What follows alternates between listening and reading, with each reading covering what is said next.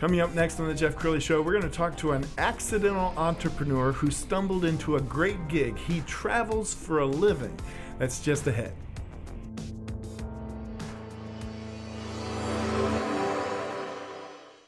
Many are predicting that the worst is yet to come, which is unfortunate, said one person here.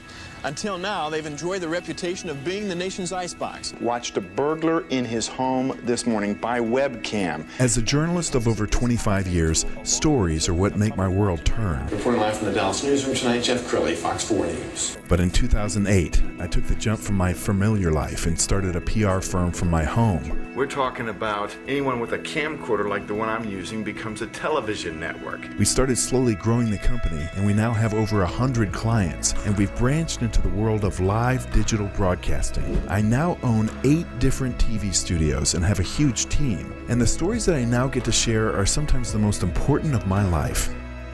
Life has a funny way of coming around full circle. This is the Jeff Crilley Show.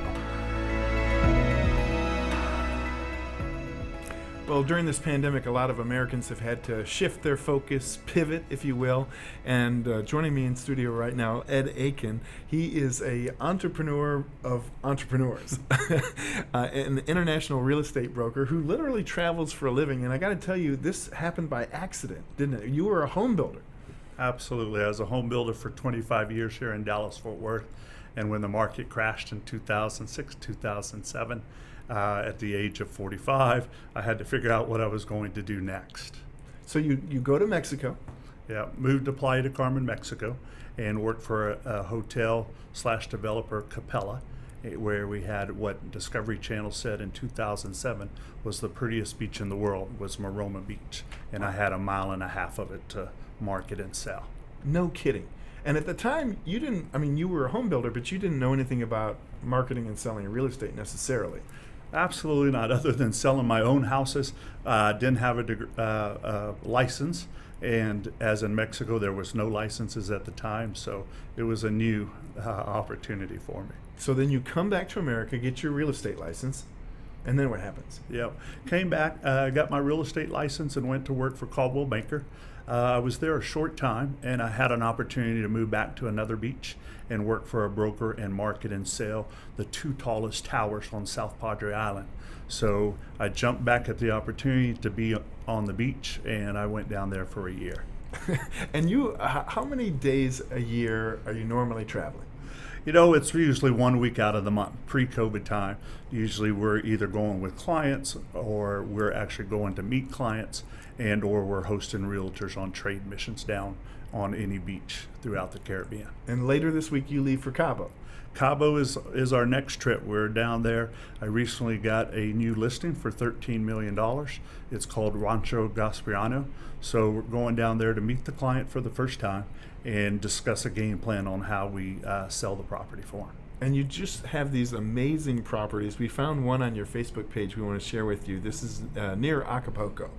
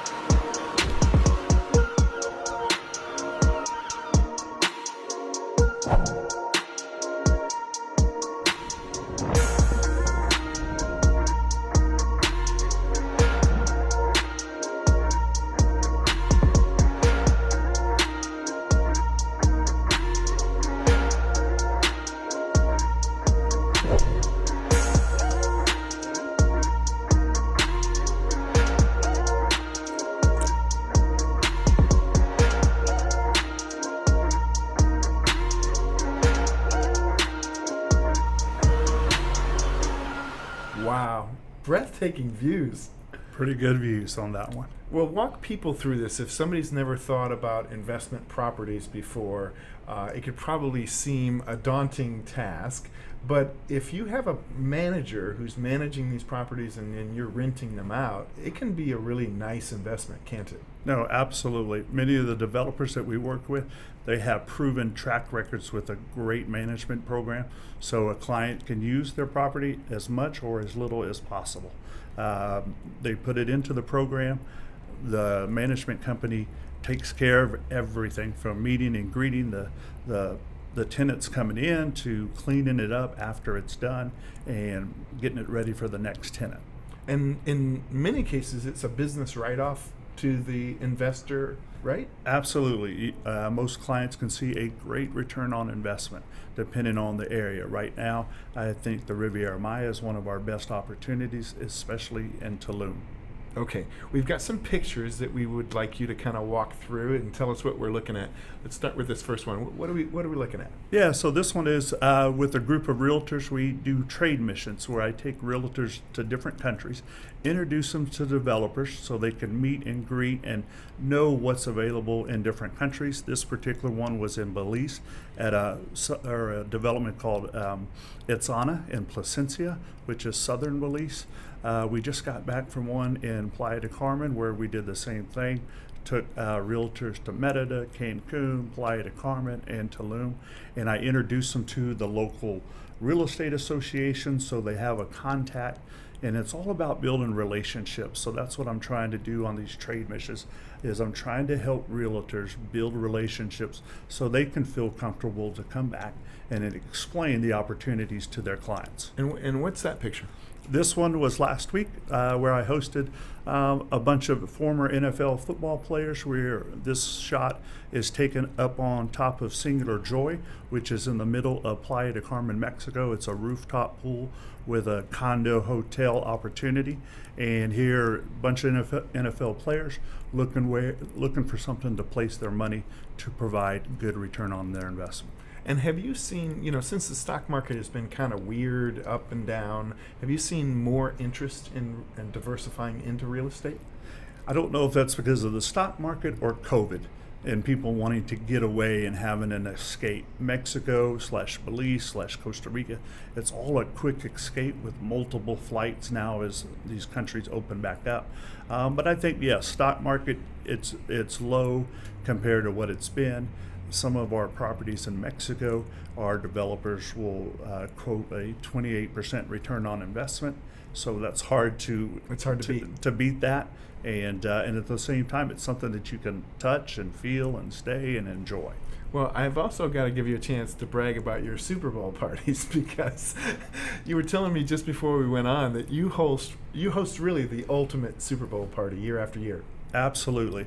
We've done several special events to help our luxury high-end developers expose their properties to luxury clients. And Super Bowl, we've done 3 of them. I've done it with a good friend of mine, Charles Ward, where we go to the Super Bowl, we lease out the fanciest gas station for private jets to the Super Bowl. And what does that get us? That usually gets us 200 to 300 jets flying in for the Super Bowl. Wow. And we do this with help of sponsors. Example, Bentley Cars, Rolls-Royce, Maybach. They've all made it a point to be one of our sponsors during this deal, because they can meet 300 jet owners in 5 days, which our party goes for 5 days. Same thing with Bombardier Jets. We've had Bombardier Jets there to meet jet owners, because you never know, they may need a new jet. And the main purpose for us is to share one of our beachfront properties. And you get like A-list talent, don't you? Yes, we get some pretty talented people. The last one in Houston, Lady Gaga was there, Bruno Mars, Money Mayweather, A-Rod, both teams that participated in the Super Bowl. came into our party. And if you watch our video, you'll see one special plane that almost everybody recognizes, and that's Air Force Two, as Vice President Mike Pence flew into our party. That's pretty cool. It was pretty cool. For a guy that got hammered during the 2008-2009 recession to bounce back the way you did, very, very inspiring. I wouldn't change much. I really enjoy what we do. Outstanding. We're going to go ahead and put the website up so everybody can get in touch with you. EakinGroup.com is the website. Ed Eakin, thank you so much for coming on the show. Man, I appreciate it. Thank you a bunch. You bet. And that's it for now. We'll see you next time.